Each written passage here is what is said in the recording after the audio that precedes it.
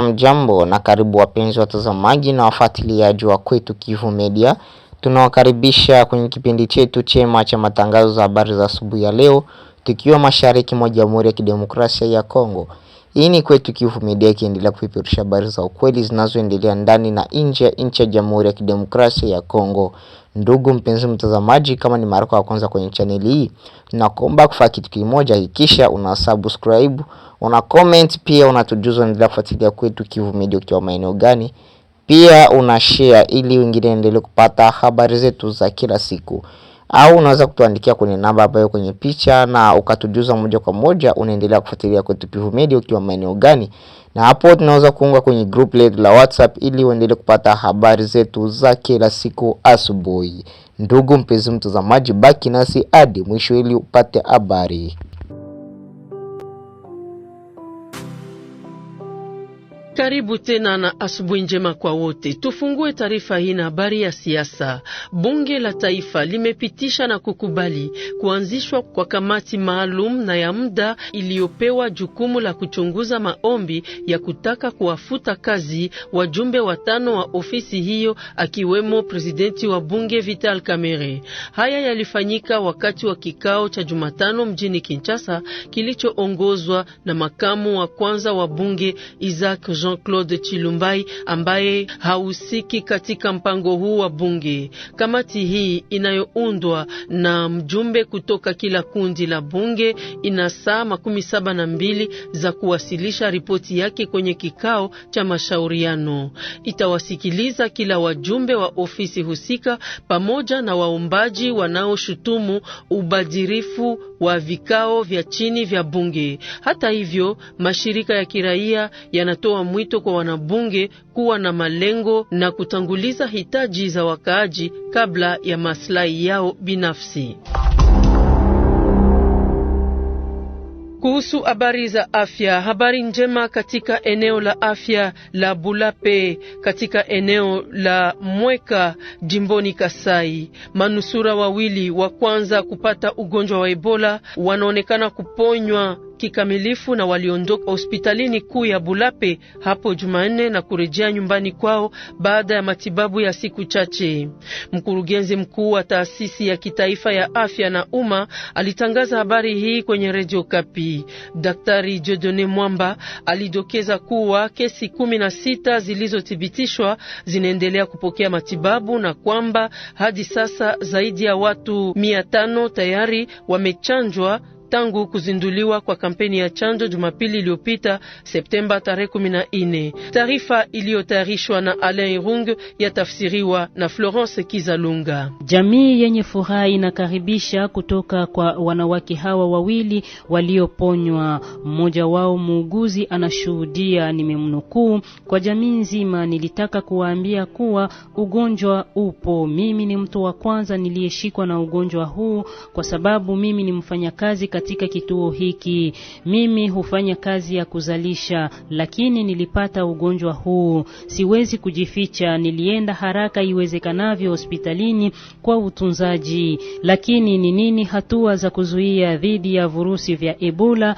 Daktari Dieudonné Mwamba wa taasisi ya kitaifa ya afya ya umma anaeleza kuwa inaomba kuepuka kumguza mgonjwa ambaye anawasilisha ishara za Ebola: homa kubwa, maumivu ya kichwa, maumivu chefu-chefu, kutapika na kuhara ambayo inaweza kuguswa na damu. Epuka kuguza maji ya mwili ya mgonjwa wa Ebola. Epuka kuguza mavazi na vitu ya mtu anayeshikwa na magonjwa ya Ebola. Habari nyingine njema ni kwa walimu wa Kongo ya Kati na familia zao. Wataweza kunufaika na huduma bora za afya katika vituo maalum vya afya. Maendeleo haya yanawezekana kutokana na uzinduzi hapo jana Jumanne huko Matadi wa mpango wa bima ya afya kwa walimu wa Wizara ya Elimu msingi na sekondari na ya kiufundi. Uzinduzi huo rasmi ulifanyika na waziri wa elimu wa Kongo ya Kati mbele ya Marie Faustine Beloko, mkurugenzi wa kituo hiki. Taarifa yake na Naplerish Mambu yatafsiriwa na Jean Désiré Kanyama. Ni walimu karibu 18,000 wa jimbo la Kongo Central ndio watafaidishwa na matunzo kupitia mfumo wa mchango wao.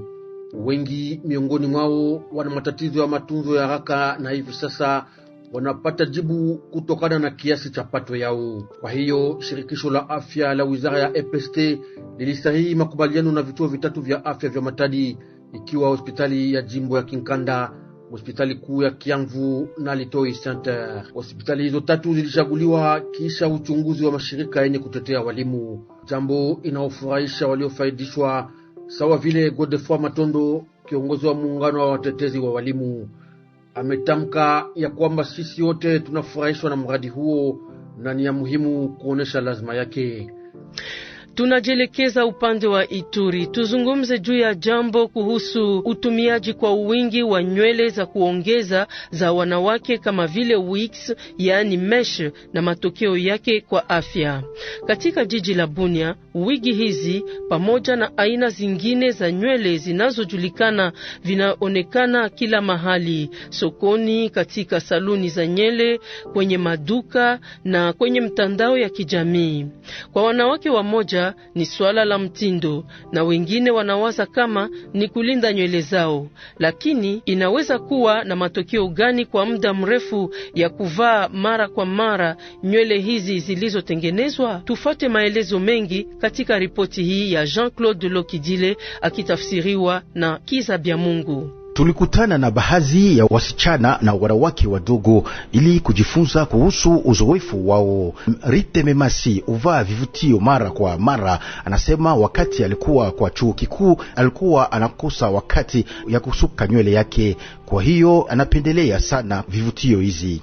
Na kwa wengine ni jambo la kuaminiwa, kama vile Mumtanze Famim mwenye umri wa miaka 17 ambaye atumia vivutio suka nywele zake. Kwake ni unyanyasi ambao sio sahihi. Wataalamu wa afya wanaonya wateja wao kuhusu hatari ya uchafuzi kutoka kwa kemikali na hasa kutoka kwa vifaa vinavyotumikishwa ikiwa haziko vizuri kwa afya. Lakini analomba kuwa na uangalifu, sio bidhaa zote zilizoingizwa kutoka nje ya nchi zinafaa kuwekwa kichwani. Anashauri hivi Dr. Tripati Sindani, daktari wa ngozi. Ili kufurahia mtindo wakati wa kulinda nywele zako, anasema dokta anapashwa kushauriwa na mataalamu kwa ishara ndogo ya asira. Nikiripoti kutoka Bunyami, Martial Kizabiamungu, Radio Okapi. Kama vile tulivyojulisha hapo mbele, mjini Goma, wakazi wa kitongoji cha Lac Vert katika wilaya ya Goma wanasema wanaishi kwa uchungu kufuatia kuongezeka kwa ujambazi. Watu binafsi kwa kawaida wakiwa na silaha za moto mara kwa mara huingia katika makazi ya binafsi na kuiba. Ongezeko hili la ukosefu wa usalama ndio chanzo cha woga miongoni mwa wakazi ambao hawachelewi kumpiga mtu yeyote anayeshaki kama bandia. Mkuu wa mtaa wa Lac Vert anatoa mwito kwa wakaaji na maafisa pia makada wa makata kuwa waangalifu na kuripoti visa vyovyote visivyo vya kawaida. Upande mwingine, huko Kisangani, waasiriwa wa vita katika mkoa wa Chopo wanasubiri kuanzishwa tena kwa shughuli za shirika Frivao, mfuko wa malipo ya waasiriwa wa vita na ghasia ya Uganda nchini Kongo. Kauli hii ilitolewa jana kwenye uwanja wa mashahidi wakati wa ripoti ya kamati ya mgogoro kuhusu majadiliano ambayo kamati hiyo ilikuwa na mwanasheria mkuu wa mahakama ya Cassation mwishoni mwa wiki iliyopita pale Kisangani. Kwa mjibu wa kiongozi wao Jean Kalegamire, mapendekezo yalitolewa na kuandaliwa kwa kiongozi yule wa sheria wakati wa majadiliano hayo. Tunajelekeza sasa upande wa Mbandaka. Walimu 114 na wafanyakazi wa ukaguzi hivi karibuni walikamilisha mafunzo ya siku 8 ya mtaala mpya wa ufundishaji uliorekebishwa katika jimbo la elimu la Equateur ya kwanza. Mpango huu unahusisha programu ya miaka 3 baada ya sekondari ili kufunza vyema walimu wa shule za msingi wenye uzoefu. Mafunzo hayo yametolewa na wataalamu kutoka Wizara ya Elimu ya Taifa. Hii ilifanyika kwa ushirikiano wa UNESCO ambayo ilitekeleza mradi huo kwa ufadhili wa Global Partnership for Education kupitia shirika la maendeleo la Ufaransa AFD. Jacques Mukonkole ana maelezo mengi. Kujaribu mpango huu mpya wa kibinadamu kilichoboreshwa kimefanyika kupitia ufunguzi wa chumba cha shule ya msingi Bakusu. Ni katika shule hili ambapo wanafunzi wengi waliokusudiwa mpango huu mpya walipokelewa ili kujifunza, anasema Pierre Mukendi, mmoja wa waelimishaji wa UNESCO. Kwa mujibu wa washariki, faida ya mpango huu mpya ni kumfanya mwanafunzi kuwa na uwezo zaidi katika maisha ya kila siku baada ya kumaliza masomo yao ya shule ya msingi na sekondari. Kama alivyosema mwalimu huyu, ni muhimu kutambua kwamba Mbandaka shule 8 za msingi na sekondari za umma zimechaguliwa kwa ajili ya awamu ya majaribio ya mpango huu mpya. Kulingana na Alexi Yoka, katibu mkuu wa elimu ya taifa, mji ya Chikapa katika Kasai na Mbazanguku katika Kongo ya Kati pia inahusiwa na mpango huu mpya.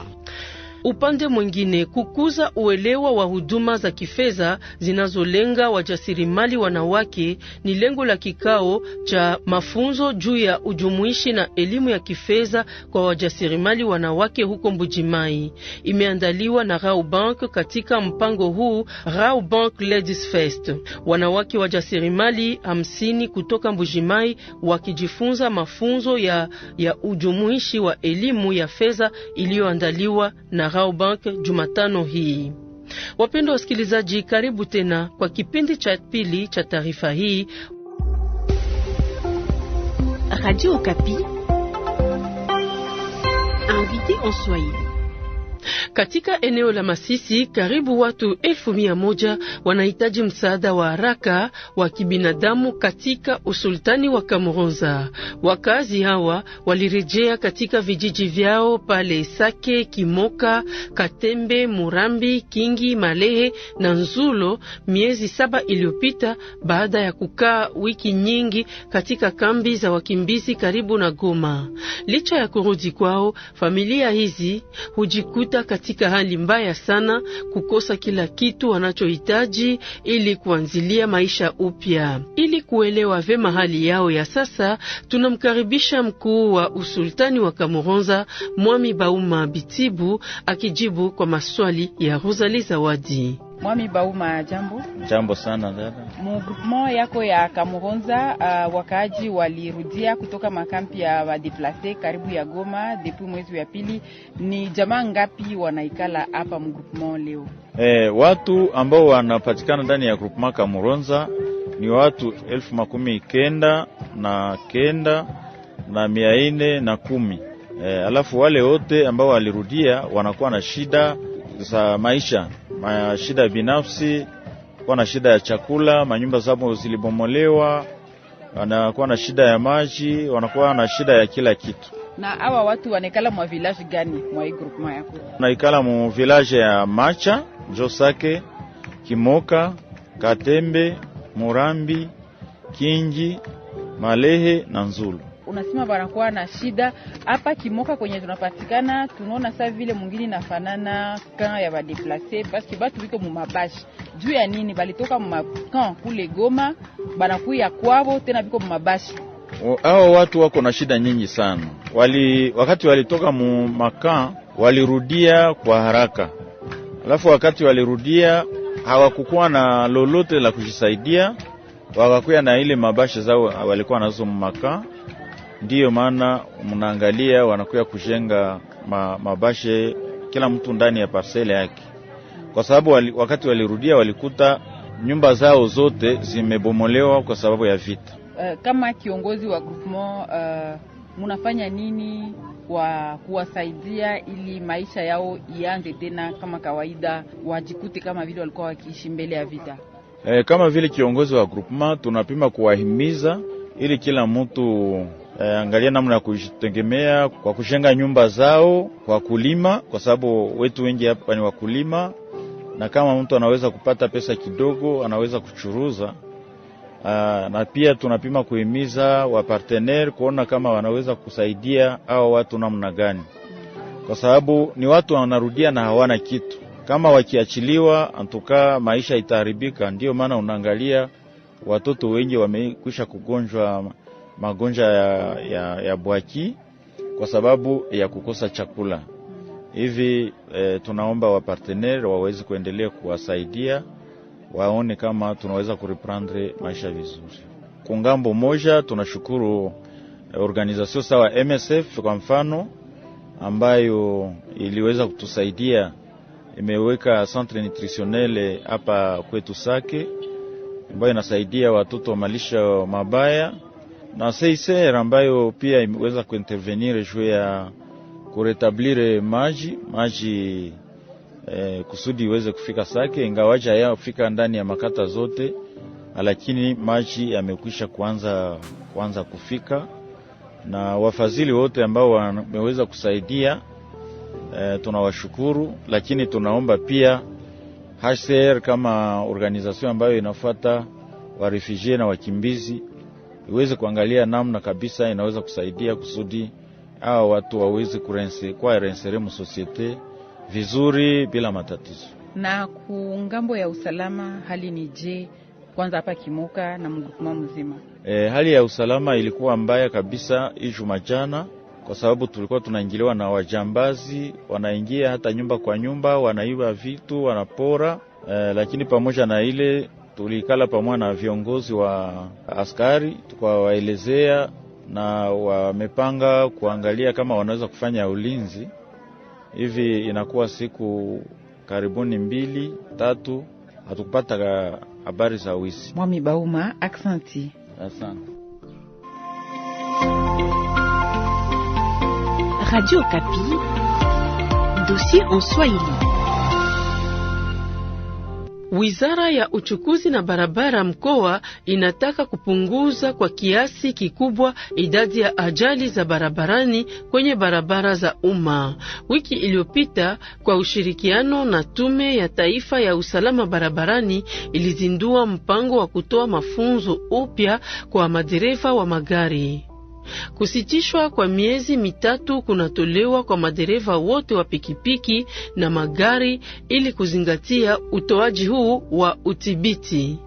Je, ni mantiki gani ya kuandaa programu hii kutoa mafunzo upya? Lengo lake ni nini? Tusikilize basi ripoti yake Jacques Mukonkole. Kwa waziri wa mkoa anayehusika na usafiri na njia za mawasiliano Gisle Mogenya Baraka, madereva wengi wa magari ya mitaani hawakidhi masharti yanayoathiriwa ili kuendesha kazi lao barabarani. Ya kwanza ni kwa sababu maaksida inafanyika mingi katika vile yetu ya Kisangani. Maaksida hizi inaacha watu wengine wanakuwa vilema, watu wengine wamefariki, watu wengine wana miguu, na ndio maana tulisema ya kwamba kuwaadibisha watu wote ambao wanaotembeza gari na pikipiki ni ya lazima katika province yetu ya Chopo. Mjini Kisangani, baadhi wanaona kwamba mafunzo haya yanahusiana hasa na madereva wa pikipiki za teksi. Hali siyo hivyo. Madereva wote wa magari ya mitaani, wawe ni madereva wa teksi au la upekee, wanapaswa kufuata mafunzo haya ambayo ni ya lazima kama inavyosisitizwa na koordonato wa mkoa wa Saint-Pierre Jasmin Ofuka Lokomba. Sasa kama mtu anayua deja code de la route kukichwa, nadhani baaksida haitakuwa tena hivi. Tuko na sistema siku hii. Baadhi ya madereva wa teksi wanaona mafunzo haya kuwa ya muhimu kwa sababu kwao yanaweza kusaidia kupunguza ajali za barabarani. Mtembeza pikipiki mwenyewe alifundishiwa vizuri, hataweza provoke majali balabalani, paske ye eko na notion ya namuna gani mutu anaweza kujikomporte wakati eko barabarani, namuna gani mutu anaweza kurespekte masinyo routier. Vraiment iko ya muhimu sana. Kwa upande mwingine, watu wengine wanashaka kuhusu kufikiwa kwa malengo yaliyopewa mafunzo haya kutokana na idadi kubwa ya madereva wa pikipiki katika jiji la Kisangani. Mimi siwazi sana kama organization ya recyclage hii inapasha kusaidia paske bataximene biko mingi sana na siwazi kama bale bote batafata ile formation na bataximene benye banajikomportaka tu bizarrement. Sasa batu benye banajitokea kama wapi. Hata hivyo, ikiwa kila mmoja angejishughulisha na kuheshimiwa kwa kanuni za barabara, kungekuwa ajali chache barabarani. Ni kunako hospitali ya Kira Bujumbura nchini Burundi ndipo kuliandaliwa sherehe ya kumwaga jemadari Mwakumbuluko Daniel aliyekuwa kamanda wa eneo la 33 la kijeshi aliyefariki mjini Uvira jimboni Kivu ya Kusini siku ya 5 tarehe 12 Septemba iliyopita kutokana na magonjwa ya muda mfupi. Sherehe hiyo iliongozwa na liwali wa jimbo la Kivu ya Kusini Jean-Jacques Porusi aliyesindikizwa na makamu wake Jean-Jacques Lakano, wanamemba wa kamati jimboni ya usalama pamoja na wanamemba wa serikali ya jimbo. Sherehe hiyo ya kumwaga iliandaliwa wakiweko wajumbe wa kijeshi toka mjini Kinshasa walioongozwa na jemadari Edmond Ilunga, mkuu wa wafanyakazi wa kijeshi pamoja na wanamemba wa jamaa lake. Akidondoka machozi machoni mwake, liwali wa Kivu ya Kusini alihuzunishwa na kupotea kwa suja huo. Kisha hospitali ya Kira, liwali alisindikiza mrorongo wa magari uliokuwa ukipeleka mwili wa jemadari Daniel Mwaku hadi mbele ya ndege iliyotumwa na uongozi wa kijeshi kunako uwanja wa ndege wa Bujumbura ili kusafirisha mwili wake hadi hapa mjini Kinshasa.